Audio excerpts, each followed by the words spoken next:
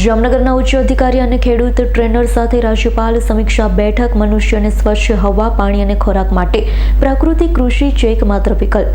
સમગ્ર દેશમાં પ્રાકૃતિક કૃષિનો વ્યાપ વધારવા વડાપ્રધાને પ્રાકૃતિક કૃષિ મિશનની રચના કરી. ખેડૂતોની સમૃદ્ધિ માટે દેશી ગાય આધારિત પ્રાકૃતિક કૃષિ અનિવાર્ય. જામનગરમાં પ્રાકૃતિક કૃષિ ઉત્પાદનનું વેચાણ વધારવા રાજ્યપાલનું આહવાન. જિલ્લાના 27,823 ખેડૂતો 18,000થી વધુ એકરમાં પ્રાકૃતિક કૃષિ કરે છે. જિલ્લામાં 171 મોડલ ફાર્મનું નિર્માણ કરાયું. જામનગરમાં રાજ્યપાલ આચાર્ય દેવવ્રતજીએ જામનગર સર્કિટ હાઉસ ખાતે જિલ્લાના ઉચ્ચ અધિકારી અને પ્રાકૃતિક કૃષિ સાથે સંકળાયેલા ખેડૂત ટ્રેનર, સંયોજક અને સહસંયોજક સાથે સમીક્ષા બેઠક કરી.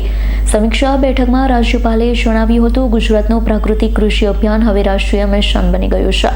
વડાપ્રધાન નરેન્દ્રભાઈ મોદીએ સમગ્ર દેશમાં પ્રાકૃતિક કૃષિનો વ્યાપ વધારવા રાષ્ટ્રીય પ્રાકૃતિક કૃષિ મિશનની રચના કરી. પ્રાકૃતિક કૃષિ અપનાવવાથી ખેડૂતોને ઓછા ખર્ચે વધુ ઉત્પાદન મળવા સાથે પાકના પોષણક્ષમ ભાવ મળે છે. ખેડૂતોની આવકમાં વધારો થાય છે. રાસાયણિક ખાતર અને જંતુનાશક દવાના વધુ પડતા ઉપયોગના કારણે જમીનમાં ઓર્ગેનિક કાર્બનનું પ્રમાણ ઘટ્યું છે. મનુષ્યને સ્વચ્છ હવા, પાણી અને ખોરાક માટે પ્રાકૃતિક કૃષિ અનિવાર્ય છે. સમગ્ર વિશ્વમાં હાલ ગ્લોબલ વોર્મિંગ સૌથી મોટો પ્રશ્ન છે. ખેતરોમાં રાસાયણિક દ્રવ્યોના છંટકાવથી કેન્સર જેવા ગંભીર રોગનું જોખમ વધે છે. પાકોમાં હાઇબ્રિડ બીજ, યુરિયાનું આંધળું અનુકરણ આવનારી પેઢીના સ્વાસ્થ્ય અને પર્યાવરણ માટે નુકસાનકારક છે. રાસાયણિક દ્રવ્યોનો અંધાધૂંધ છંટકાવ અને હાઇબ્રિડ બિયારણોથી ઉત્પન્ન થયેલા પાકોમાં 45% જેટલા પોષક તત્વો હોવાતા જ નથી, જેના પરિણામે માનવ સ્વાસ્થ્ય જોખમમાં મુકાય છે. મોટાપા, કેન્સર, હાર્ટ એટેક જેવી બીમારીઓનું જોખમ વધે છે.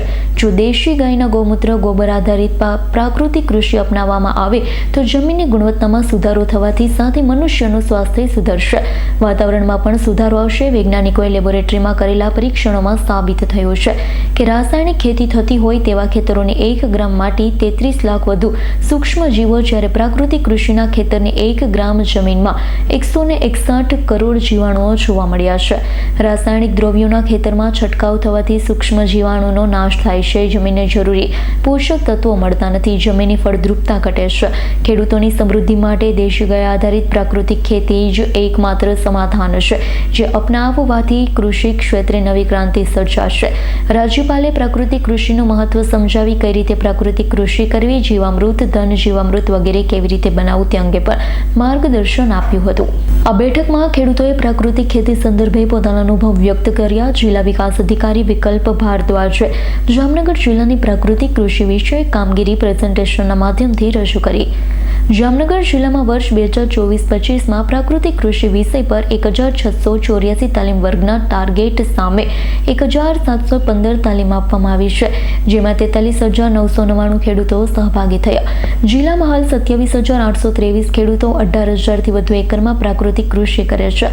જિલ્લામાં મુખ્યત્વે કપાસ અને મગફળીની ખેતી કરવામાં આવે છે. 12,000થી વધુ ખેડૂતો 8,000થી વધુ એકર જમીનમાં મગફળીની પ્રાકૃતિક ખેતી કરે છે. આ સિવાય શાકભાજી, ઘઉં, ચણા, કપાસ તેમજ ફળોની ખેતી કરવામાં આવે છે. જામનગર જિલ્લામાં અત્યારે 171 મોડલ પ્રાકૃતિક ફાર્મ આવેલા છે. જામનગરમાં દર સપ્તાહે એમ્યુઝમેન્ટ પાર્ક પાસે પ્રાકૃતિક કૃષિથી ઉત્પાદિત વસ્તુઓનું વેચાણ કરવામાં આવે છે.